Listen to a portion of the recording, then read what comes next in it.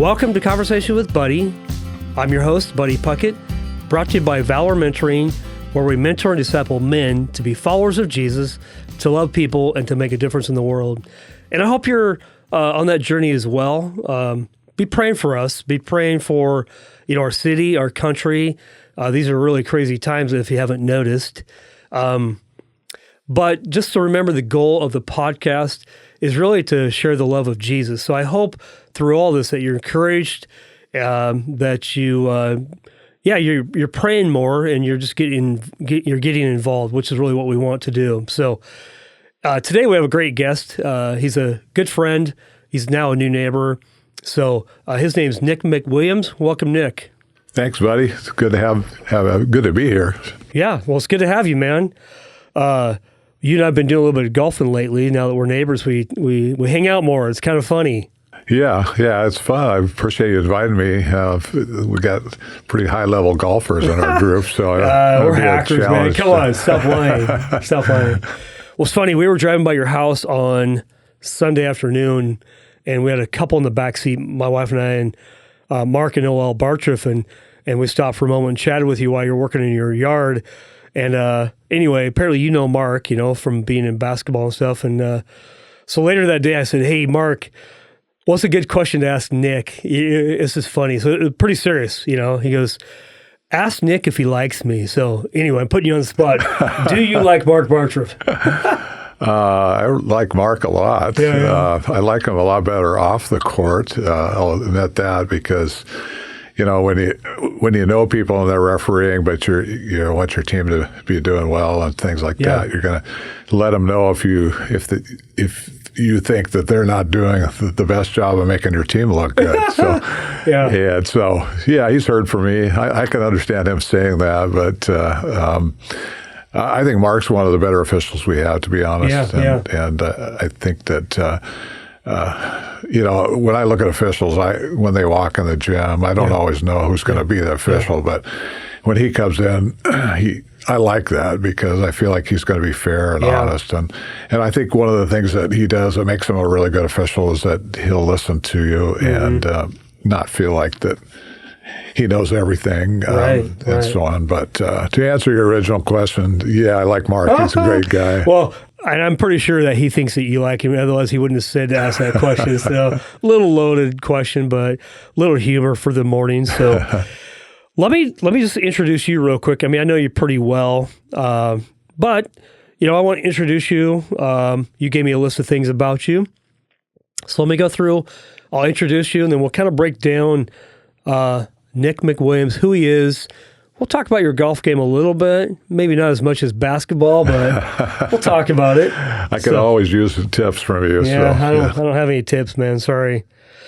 All right, so you and Diane have been married for 39 years. You'll celebrate 40 this next March. March, yeah. Mm-hmm. Okay, 40 years. We'll talk about the secret of marriage because you've obviously got all figured out, Nick. Right? Well, I wouldn't say that, but we've been blessed with a strong marriage, and a lot of that I give credit to the Lord, but also to my wife, Diane, is a wonderful woman, and she's, besides being a beautiful woman and someone that loves the Lord like I do, she's really completes me. And it's hard for me to admit, but I have some real weaknesses, and I know you're surprised. That's not manly, man, to see you. Okay, right? Well, we're weak. We're trying to be, honest here, right? So. Okay, we'll be honest. All right. But she helps me with the things that I'm not very good at, and she's a very organized person, and I am in some ways, but some things I tend to forget about, and so she helps to remind me of those things, and so. That's what our wives do. They remind us. They're so gracious about it. Yeah. All right. So you have 3 children. Allie, 33, married to Zach. You also have 3 son-in-laws. That's pretty cool. They have 2 children. Lindsay is 30 and married to Otto. Katie is 27 and married to Kevin. That's correct. Awesome. Man, what a blessing to have 3 daughters. I have 2 daughters. You have 3, but you've married them all off. And does that feel good? Like I'm free. Well, not my problem. I really feel good about it because I know the quality of my daughters and also their husbands, and so I feel good about that. I always really feel like that they're going to be well taken care of. My daughters are because they've married great guys, and so. But I don't know. I mean, I was hoping that they would all get married, and but more so if they get married, they would marry guys that were took really good care of them, and so that's how it is for our family. We feel really blessed with that. Man, what a cool thing. All right. You just retired after 44 years of teaching language arts and social studies, mostly in high school. You've coached several sports for those 44 years, mostly basketball. Yeah. We'll circle back on these here.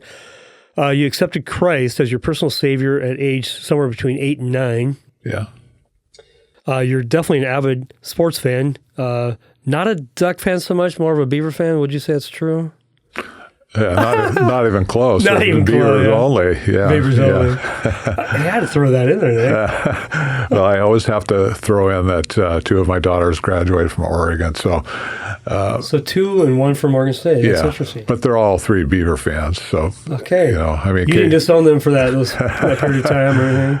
No, I to be honest, they went where the best academics were for their major. Totally, And Lindsay was in journalism, and Oregon has a good program there. And Allie was in school of psychology, and they have a great program there. So, but I have lots of pictures of when Katie was playing at Oregon State, playing basketball there, where her sisters are there in their Beaver gear and yelling and screaming. Come on, okay, so there you go. Yeah. Put that on the wall, right? Yeah, that's right. Okay.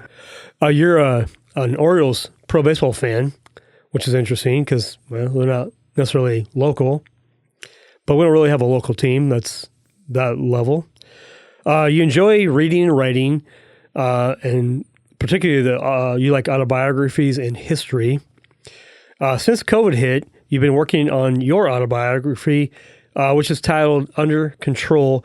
And like I told you, I'm going to ask you the question, when will this book be out? Because I want to read it.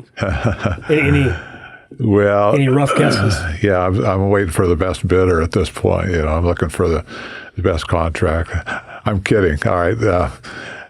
This is written mostly just for myself and for my family and to be honest, during COVID, there was a lot of time to reflect on things. And, we were at home for a while. We didn't really have classes, to teach and things like that. So had a lot of time on my hands, and I've always kind of wanted to write about my life. My father also wrote an autobiography. After he retired, he took a class, an autobiography class is what they called it.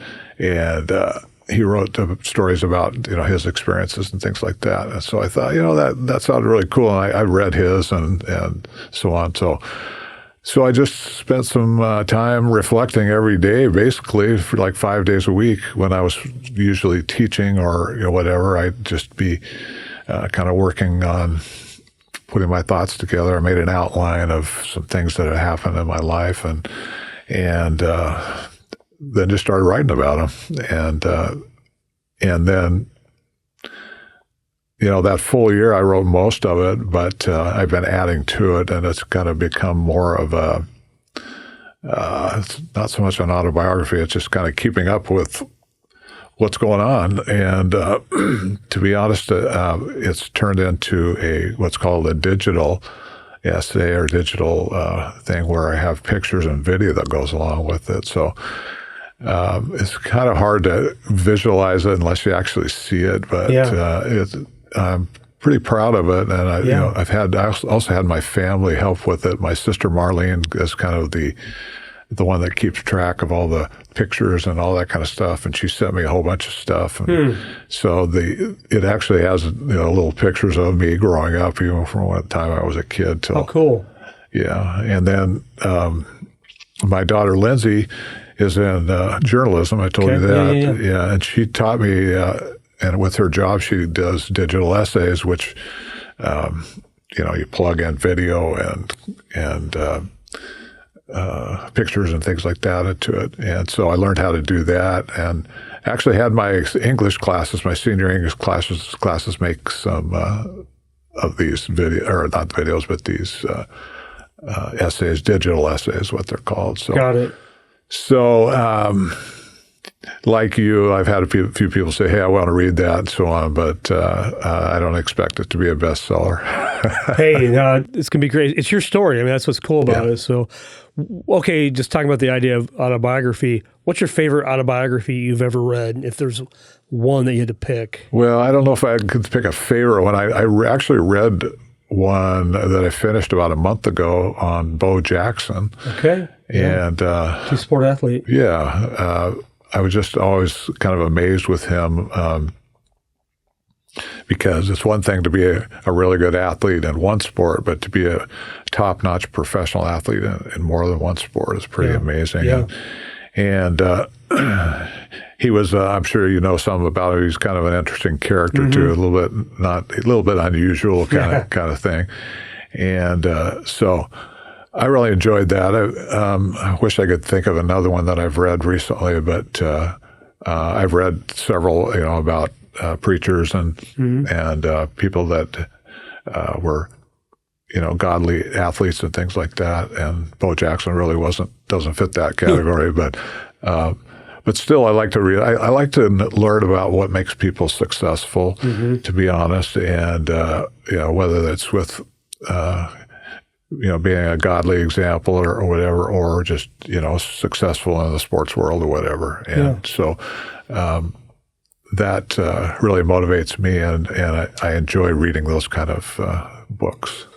Yeah, I'm with you. I mean, I like to be inspired. It motivates me, inspires me. I may or may not be a Bo Jackson or whatever, but I'm inspired by that to do what it is that God's gifted me at. So as we kind of segue into your story, I do want to hear, Nick, kind of where you grew up. I want to hear how Nick's wired, because you're a teacher for 44 years. You coached most of those years. And you're a pretty relaxed guy. We go golfing, and we didn't really talk about your professional debut of golf. I mean, we'll get to that too. But how's Nick wired? How'd you grow up? How'd your parents influence you? We talked about, you mentioned you have weaknesses, and maybe your wife points those out to you. I don't know, or you just were fully aware. Just kind of give us a journey of where you grew up and how you've been influenced along the way to be who you are today.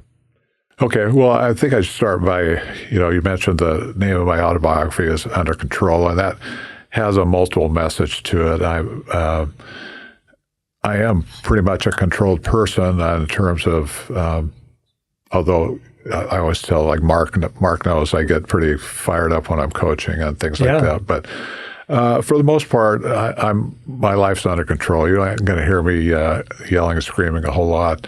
Like I said, unless an official makes a bad call or whatever, But the other under control thing is that my life is under the control of Christ, and so I really felt like that was an appropriate thing because it describes me, and also the most important thing to me, which is my relationship with God. Yeah. And so I grew up in Albany, so I'm a local guy, and went to South Albany High School, and I was actually a four-sport athlete, believe it or not, because I played. I always played basketball and baseball. Those were my two best sports, and probably should have played golf. I think I'd be a lot better now if I'd played back then, but no, I played. Also played or did cross country for a while. My basketball coach said, "Hey, you got to go out for a fall sport," and I didn't want to play football. I love football, but when I got into high school, I was 6 foot and 140 pounds or so, and I felt like I was going to get, crushed or whatever, which was a mistake for me. I should have played because I was, good enough that by the time I went out, I played football my senior year, and I was actually a quarterback.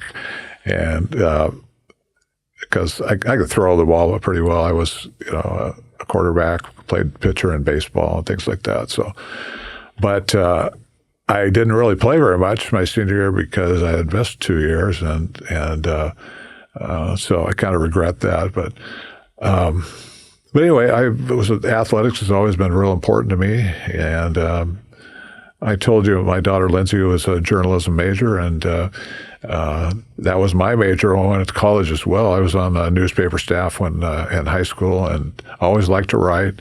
I love sports, so it was just natural to put those two together. And I really thought I was going to go major in journalism and be a writer and things like that.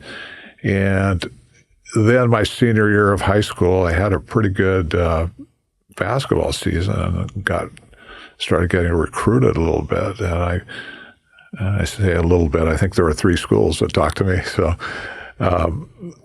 one was Linfield University, Warner Pacific, and at that time Western Baptist, which is now Corban, and Lynn Benton Community College. And I ended up going to Lynn Benton and played 2 years of basketball there. I played 1 year of baseball there as well. Oh, really? Yeah. So, and as a high school, going back to high school, I was an all-league player in basketball and baseball, and sports editor for the school newspaper.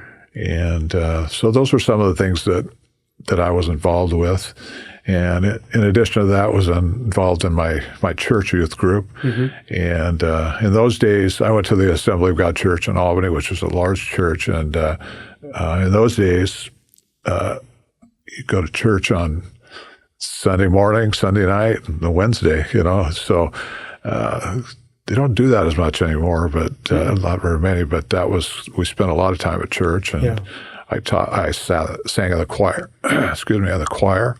And we would go on choir tours, and there was just a lot of stuff I was involved with there. So I think you could probably say I was pretty active, when it comes to school and church and with sports and that kind of thing. Yeah, for sure. Mom and Dad, how long were they married? How did they influence you? Are they still alive? Oh, okay. Well, my parents got married in their 30s, so they were a little bit older. I think my dad was 37 and my mom was 33. And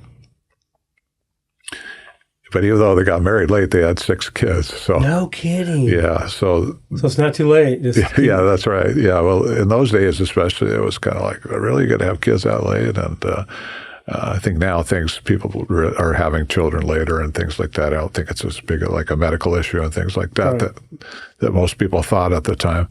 But anyway, 6 kids. They're both from Kansas. They're from farming families that had large families to help on the farm and that kind of thing. Yeah, but they both wanted to have a lot of children, and so they had 6 kids after their mid-30s. Yeah, and both of them were very godly people. They were the reason why we were in church 3 times a week. They encouraged that, and we enjoyed it, and so on. And my dad was a big sports fan. My dad, without going into a lot of detail, he was raised on a farm, and he had his foot cut off by a combine when he was like 2 years old, and so he was not able to participate in a lot of sports. He loved sports, but but one of the things I'm most proud of for him, and it's just an amazing story, was that he was a high jumper with one good leg. He had to wear a prosthetic or a wooden leg. That's what they called it in those days.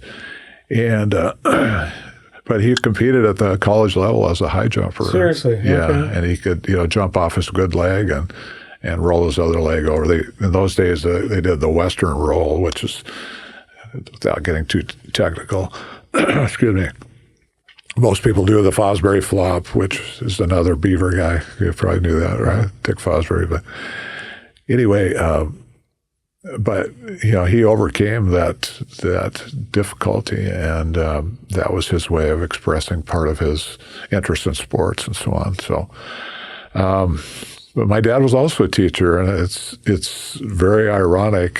He taught for 44 years, and I started teaching, and I got around 8 or 10 years, and I thought, well, I'm not sure how long I'm going to do this, but I'm sure I won't do it as long as my dad did. And it turns out we did exactly the same. So. Did you retire 44 just to honor your dad? Was there any of that in there? Not really. It was just more of the irony that we both finished at the same time. So that's so funny. Yeah. So, but my dad passed away in 1980. Let's see.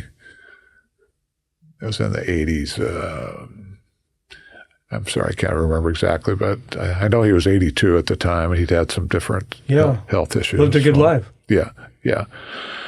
Speaking of living a good life, my mom lived till she was 99. No kidding. Yeah. So when did she passed away, what, in early 2000s?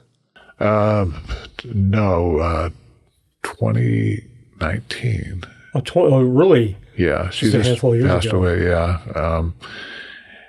and that's right. Your dad was older than your mom. Yeah, by about 5 years. Yeah, okay. Yeah. And so she lived with my mom. Lived with my sister Marlene, is not married, but they've kind of lived together for quite a while. And Marlene took care of her and so on. But my mom was a lot like my wife, just a very loving person and caring person, and just it's hard to say anything bad about them because they were just so good at the way they treated people. Yeah. And I'm seeing that in my daughters as well. It's just amazing how it just kind of passes down. And of course, Diane, my wife, is her mother is the same way, So I've just been blessed with a lot of wonderful women and men, for that matter, in my life. And my mom was one of those. And my parents, I knew I could always go to them, and they were going to give me godly advice and all those kinds of things. So, so of your siblings, where did you fall in line if you were one of 6? Yeah, I was fourth. Yeah, the fourth one down. You're the young one. Well, kind of. Yeah, I got 2 below me, but there were 6 of us. Yeah. But middle child. Middle, lower. Yeah, I get you. It's funny. My dad, he's one of 14, and I think he's the middle child. Maybe he's the upper tier. You're the lower tier kind of the 14. Yeah. So big family too. So yeah. Well, I think there are some real advantages to having a bigger family. I think in our case, we did a lot of work around the house and shared the responsibilities and things like that. That's why you have kids, man. Make them work. I love it. That's right. Not that my parents were slave drivers or anything, but I can still remember them making lists, like on Saturday morning. Okay, this is what you need to do, and this is what you need to do, and so it was all organized, and we learned how to work. I think when parents actually teach our kids to work, it builds respect. We want our kids to work. Work is a great, God created work. He worked 6 days and rested 1. And I think I always tell people the thing I got from my parents was they loved me unconditionally and they taught me how to work. And it sounds very similar to your life as well. Yeah, there's no question. And I think that, that historically they talk about the Protestant work ethic. I don't know if that term is familiar, probably is, but I think they go hand in hand, that godly people, like you said, are supposed to be hard workers. And, that's right. And I was taught that from the time I was little. And had a great upbringing. Yeah, sounds like it, Nick. And, and you've passed it on to your kids as well, you and Diane. I mean, what a cool thing. Yeah.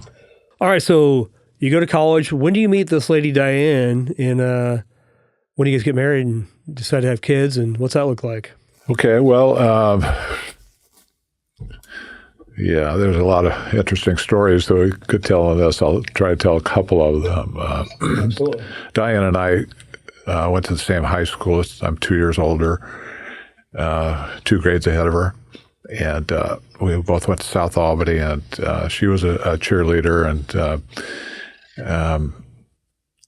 when I was a varsity basketball player, she was a JV cheerleader, and the varsity players come in and watch the JV game, and I always tease her that I was watching her, I wasn't watching the game, that kind of thing. But we kind of were in different circles socially at that time, so we didn't really know each other very well. We knew of each other, I think, probably because of me being an athlete. She was a cheerleader and that kind of thing. So she went to, I went to Warner Pacific College the last 2 years, which is in Portland, and she went to Judson Baptist College, which was also in Portland at that time. And I can't remember, I think it was my senior year, it was her sophomore year.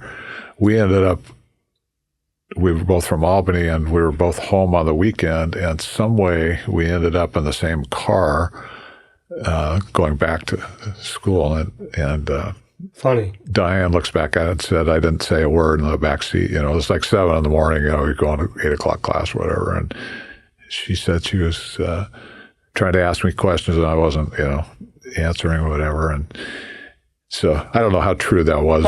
Probably just early morning and I was tired and all that. But who would have known, at that point that we would be getting married and so on. But we both went away from Albany temporarily, and then I started, my first teaching job was at Santiam Christian High School, which is near Corvallis. And she was working, after she graduated from Judson, she continued to work with them as a recruiter. She was like in the admissions office. And since we were a Christian high school, a lot of times they recruited. So she would come to our school and, we would chit chat and that kind of thing because we, kind of knew each other, but not really. And anyway, just coincidentally, she moved back into Albany about the time I did. I was actually living in Corvallis and moved to Albany, and just about the same time I moved back there, she moved back there as well. And so we, again, randomly, coincidentally, I was at Fred Meyer in downtown Albany, and I was helping Joseph Novak, who was running for state senator. He was a friend of ours. I was helping get signatures on a petition for him to be able to run. And guess who came walking up? So I knew her well enough to stop and to talk to her and things like that. And she's a gorgeous woman and really nice person and all that kind of thing. And so the whole time that we're talking, I'm thinking, wow, I got to get, in those days you call people on the phone and all that kind of stuff. It's a lot different. But anyway, I could be a little kind of a schemer, especially when it comes to like when I'm coaching, I can come up with a game plan or whatever. I'm still working on something in golf so I can get better and get to your level. But seriously, I was formulating this plan because she was a travel agent. In those days, those were big, that was before the internet and all that stuff. So, and it was coming up close to spring break, which, the teachers have off. And I was going to go on a trip to Missouri to see my sister. And I thought, wow, this could work out pretty well here. So I ended up scheduling through Diane, and it gave me a chance. That was your plan. I get you. Go back, to get a chance to see her again, talk to her, and things like that. And so when I went into their office there, I got her phone number, and so I asked her to go out. And there's a lot of stories like this. I don't about that, but that was kind of what happened, and I really felt like the Lord had brought us together at that point. And so we started dating in March and actually got married the following March. So. Oh, really? So that's interesting. Just quick, when you know, right? Yeah, I think both of us were, we had been on our own for a while. I was 27 when I got married. She was 25. So I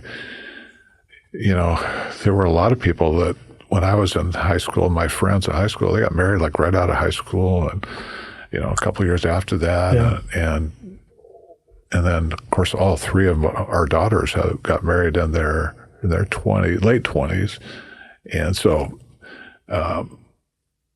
Which was our situation too. Yeah. So I guess my advice in that situation is, it's probably a good idea. I mean, it's obviously okay to get married, when you're really young, but it's good to really experience things and then come back ready to settle in and be that kind of person. I think people change a lot from the time they graduate from high school till their early 20s and things like that. Yeah, so, for sure.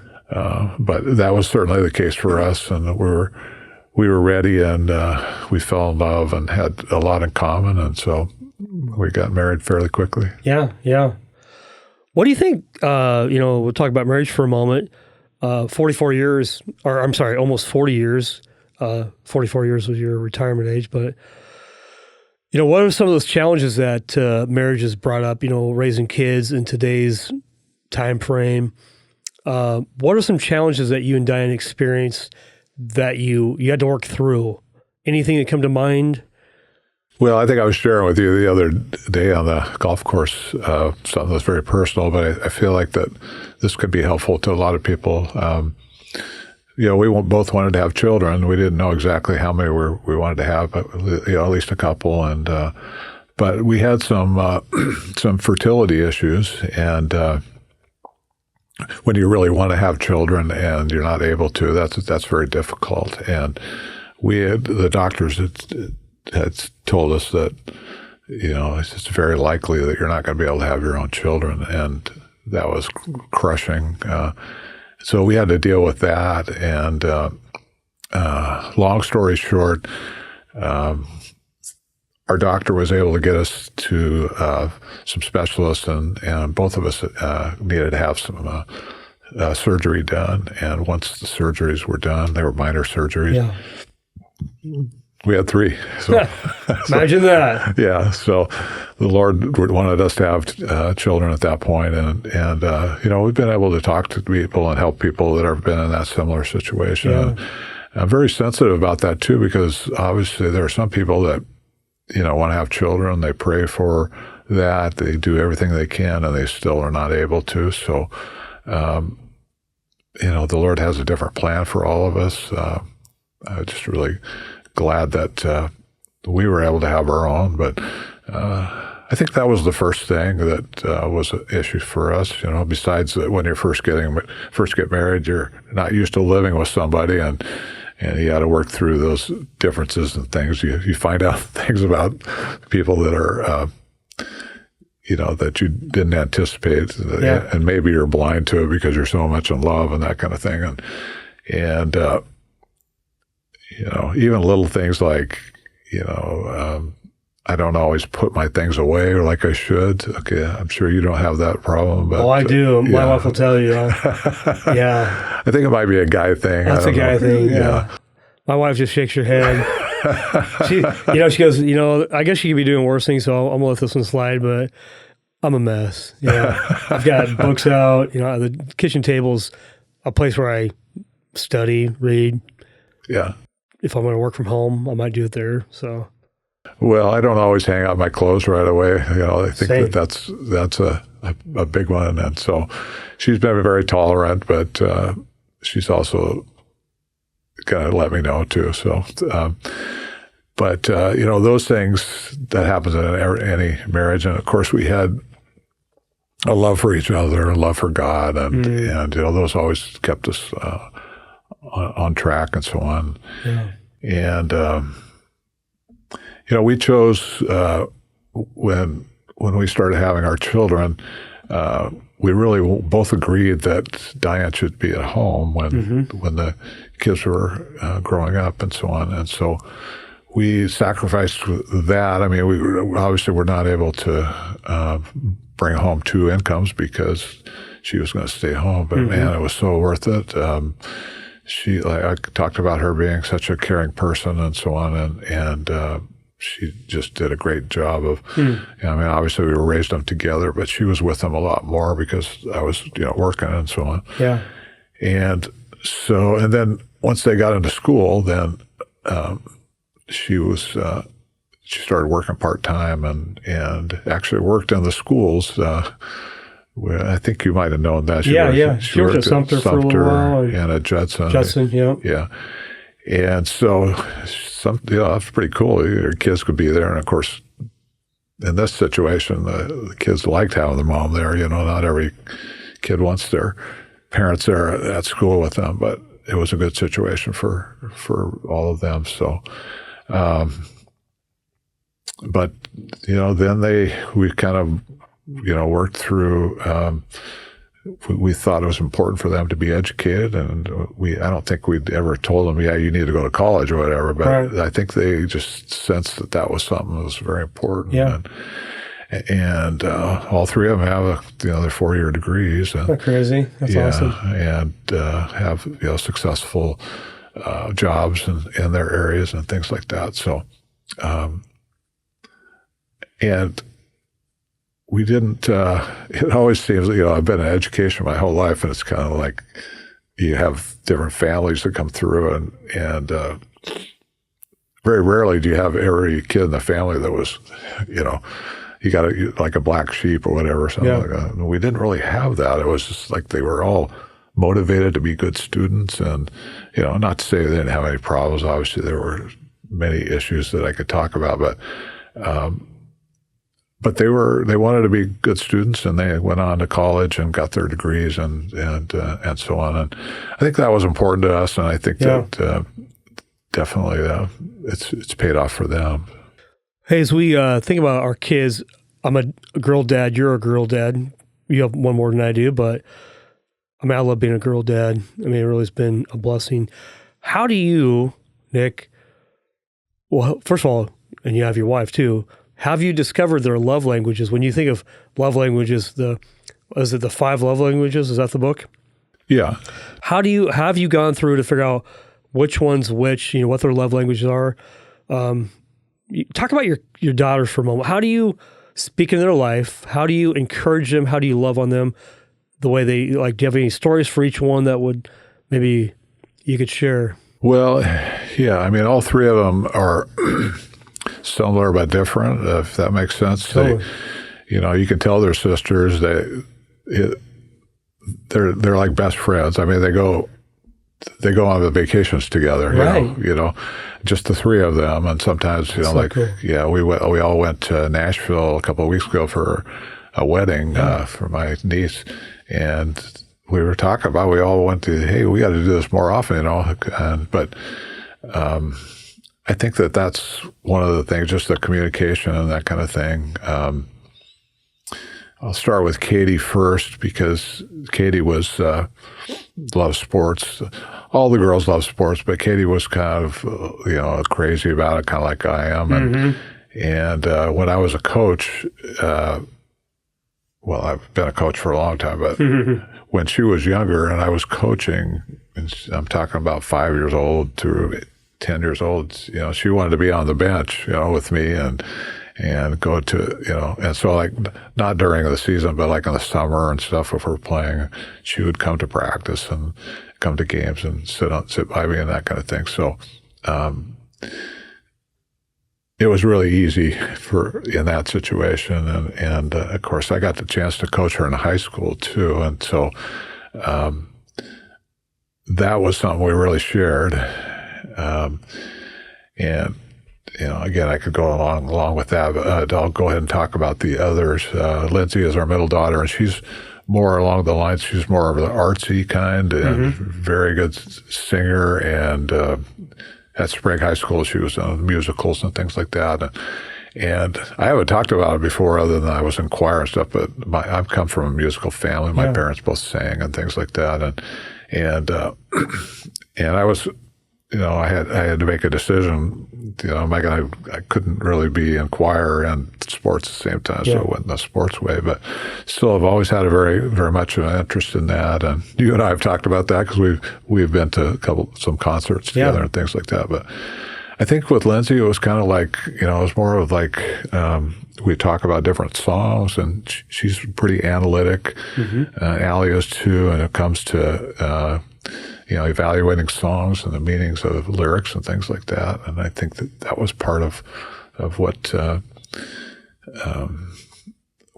kept us together, I guess. And we would go to concerts together, and I loved, as much as I loved coaching Katie, I got just as much of a thrill out of watching Lindsay perform in a musical or whatever.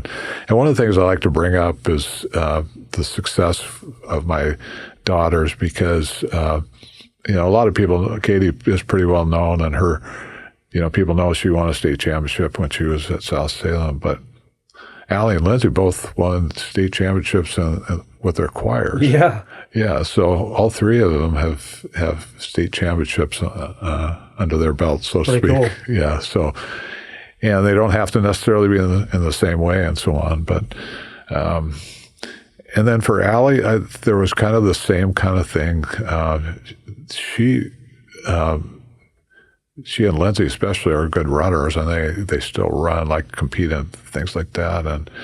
And I really tried to support Allie's, especially her efforts to be a good runner and things like that, and helped her do workouts and, time on the stopwatch, as she's running and so on. And just more than anything, when she's competing, going and watching her and so on. And it's like,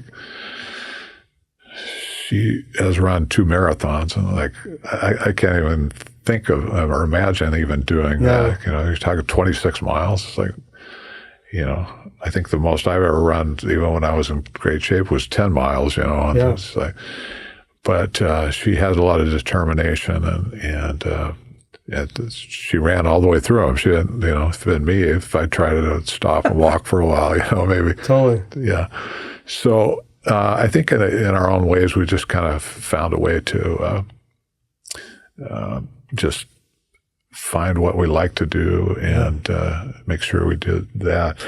I know you and I went to Salem Heights Church for a while together, and one of the things they had at Salem Heights was they had the daddy-daughter thing. I don't know if you're involved with that or not, but yeah, they would have like, I think it seems like it was on Valentine's Day or something, you would have a daddy-daughter date kind of thing. And maybe. I mean, it's been 15 years ago probably. Yeah. And those were pretty special to me and also to them. And, it was just kind of like our time together and so on. So, but I really feel like my relationship with my daughters is, all three of them, is strong. And now, like with Allie, it's just like, she's got 2 of her own children, and it's just like, wow, it's just, I'm just going, I see my wife and her, I see my mom and her, just caring about the kids and just being so good about raising them and helping them to bloom and to blossom and so on. So it's pretty cool. Yeah. Okay, so you taught for 44 years, coached for 44 years. You obviously have a love for kids, and not your own kids, but what are some of those leadership things that you wanted to get across to this younger generation as you taught, whether coaching or in school? Well, we talked earlier about, work ethic and, that kind of thing. I always emphasize, find something that you're really passionate about and just really go for it, and just, whatever, like the Bible says, whatever you do it for the glory of God, give it everything you have. And so that was always my message to kids. And it's really frustrating to see kids with potential and then they're just not fulfilling it. And so, but usually what happens is you see that when they're freshmen, and then you see them again. I mean, there's nothing more rewarding than to have kids come back after they have graduated and they're successful in college and things like that, and they'll come back and say, "Hey, I appreciate you hanging with me and pushing me and things like that." And they'll talk about, "Oh, remember this?" And sometimes I do, sometimes I don't. You know? So, but they, I think that overall it was just, being patient with them and telling them what their potential is and hopefully seeing them achieve that. And it's just happened hundreds of times where I've seen that. Hundreds of times, yeah. Yeah, and I still keep in contact with some of my first students when I was back at Santiam Christian, and I try to keep tabs on everybody. If I read about them in the paper, if I have their number, I'll contact them. Hey, great job, and so on. So, but I've got a lot of my former students and athletes on my phone and things like that. So, well, that was going to be one of my questions. Like, how do you reconcile when you're a freshman kid, you see his potential or her potential, and they're not living up to it? How do you reconcile? What I heard you say is, you're patient with them, and so maybe how you displayed Christ is just through that love, joy, peace, patience, being patient with them, knowing that you can't force change. You can lead change. You can exemplify change, but really it's up to them at the end of the day. And some do and some don't. Some of those people, maybe they didn't ever change. Do you have any of those memories? Oh, yeah. Yeah, I think there are less of those than the other way around. Okay, so there's less, but more do change. There's hope. Yeah, I mean, and, even some of my friends in high school or, all the way through school, it's like, they drifted off and went the wrong way, and they never came back. I mean, they just got involved with drugs and having a hard time holding on to a job, that kind of thing. So those kind of things, and I feel really sad about that because I almost feel like responsible a little bit.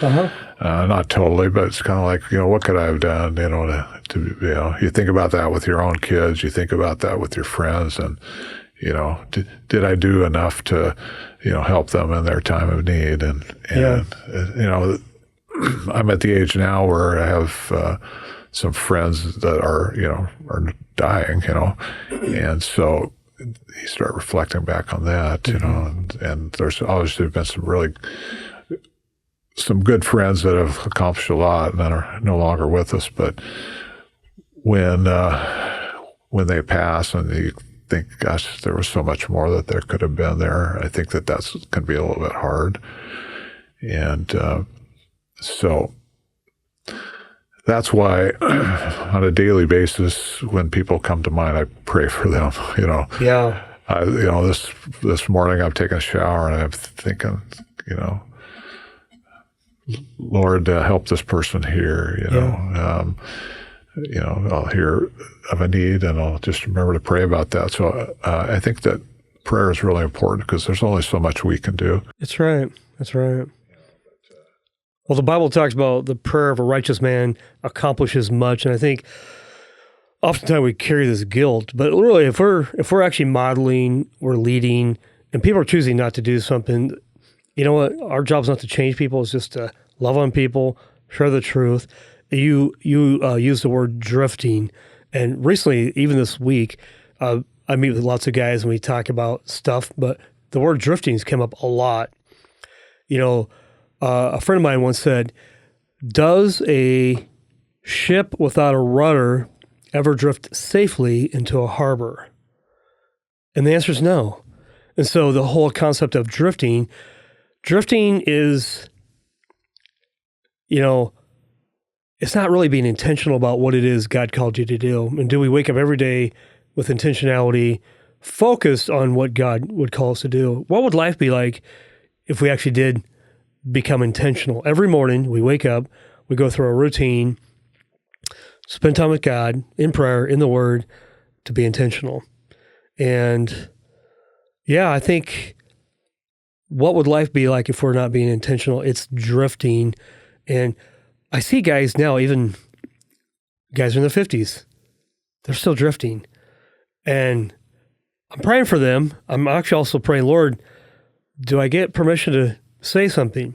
So I have to be very careful here because, I've drifted. I've had times in my life where I've drifted, but, how do we come alongside guys? We're guys. We're a man's man, right, Nick? We want to come alongside guys. How do we get guys to, we're 50. We're not 12 and 15 in high school. We're 50. How do we get guys in our 50s to stop drifting? Well, let me clarify one more thing. I would almost say they're leaving a door open to a past life to kind of, I can go back here, or I can appear like I'm moving forward, but I've left this door open so I can kind of come in and come out. It's almost like, be hot, be cold, but don't be lukewarm. How do we deal with that? Well, I know personally for me, in my own personal life, I have to, we're involved in a small group in our church. On Wednesday mornings, during the school year, I'm with an FCA group, Fellowship of Christian Athletes, and there's a bunch of us coaches that we share our experiences. We study, different books of the Bible and things like that. And I know for me that I have to be involved with those kinds of things. And, I'm a habit kind of person, I mean, eventually I've enjoyed golfing with you, and it's not like I've been there every time, but I think that's the kind of thing that does well for me, is I got to make sure that I'm involved with that. So what I try to do is, with these friends that might be drifting a little bit, I'll try to invite them to do those kinds of things with me. And I like that. To be honest, there's been some success and some failure with that, because, ultimately they're going to make the decision. Am I going to get up on 6 o'clock on Wednesday mornings when I could, rather get a little extra sleep or whatever, or, whatever. Maybe there's something else that they have to do or whatever. Right. But I think what I try to do is include them and invite them and all that kind of stuff. Yeah. Just getting together with them for lunch or something like that. And I've done that with golf with the guys too, too, that just more one-on-one in that situation. So, he hits a good shot, and then we'll talk a little bit about, hey, how's your faith, How's your walk? Yeah, that's good. It's better to do that after a good shot than right. Yeah. It's funny, this morning I'm at Turnaround Cafe, and by the way, if you've never been to Turnaround Cafe in Turner, you definitely should go. Nancy owns it, great lady out there, but I meet out there probably once or twice a month on a Friday morning like this morning. Is this a commercial? This is not a commercial, but it kind of is a commercial, because I really like Nancy, and it's good food. Yeah. Nothing wrong with bacon on a Friday morning, Nick. I'm meeting with this guy, and we're talking about the Word of God, and I know me, I've got to show up for these meetings, to be mentored and to also mentor, but I know if I don't show up, it's not going to be good. And the verse that we talked about this morning was 2 Corinthians 10:5, which it says, we're destroying speculation and every lofty thing raised up against the knowledge of God. And then here's a key. This is mindset. It's taking every thought captive to the obedience of Christ. It's our mind.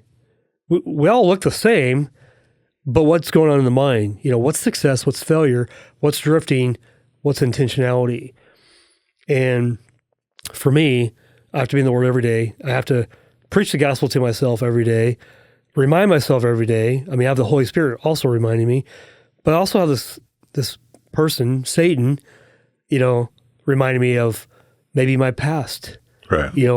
Different things, whatever it may be. So we have a battle that we're waging here between the spirit and the flesh, and so back to being intentional. Yeah, I think that's real important. When we pray, we need to ask the Lord, what, lead me to do what I need to do here, because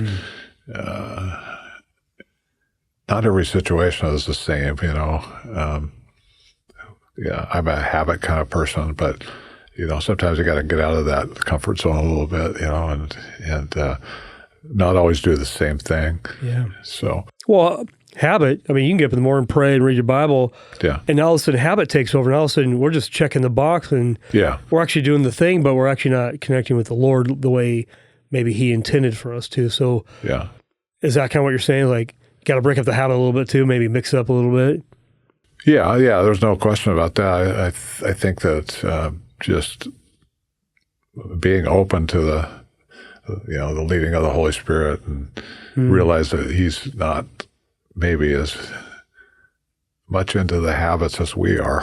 I don't know if that makes sense. That's interesting. I mean, I think God is creative, and I think sometimes we miss out on that creativity that he wants to bring into our lives, and so we have to be open to that. So, and it's hard when you're a habit kind of person. I mean, I think, like I said before, habits are good, but sometimes you got to break that mold a little bit. Yeah. Maybe brushing your teeth every morning, flossing your teeth every morning. That's probably a good habit to have. That's the physical, but I think what you're really clarifying on is the habit of being spiritual. Maybe we need to break the habit a little. I mean, we do need to have a habit of spending time with the Lord, whether it's morning or night, but not be so habitual about it. Like we're actually mindful. Maybe instead of habitual, it's mindful. I don't know, mindfulness. Yeah. Well, you and I both we're trying to work through those things, learn how we can and see how we can be most effective. And in my teaching and coaching, I've always had to, especially when you're frustrated with a certain kid because it just seems like he's not reaching his potential or whatever. So you got to try something new, That's right. Yeah. Well, Nick, we're getting close to wrapping up here. Let's do this. Is there anything that's on your heart that maybe you haven't shared? Any words of wisdom, golf tactics that you can share with me to help a guy like me? How do we want to leave this podcast? Well, I don't know. I mean, you mentioned golf, and it's like, golf is it's a lot of fun, but it's one of the most frustrating things I've ever done. You hit a good shot and you think, I got it made right now. And then, maybe even the next shot or, 2 or 3 shots later, it's like, wow, did I even learn anything from that? So I don't know. I mean,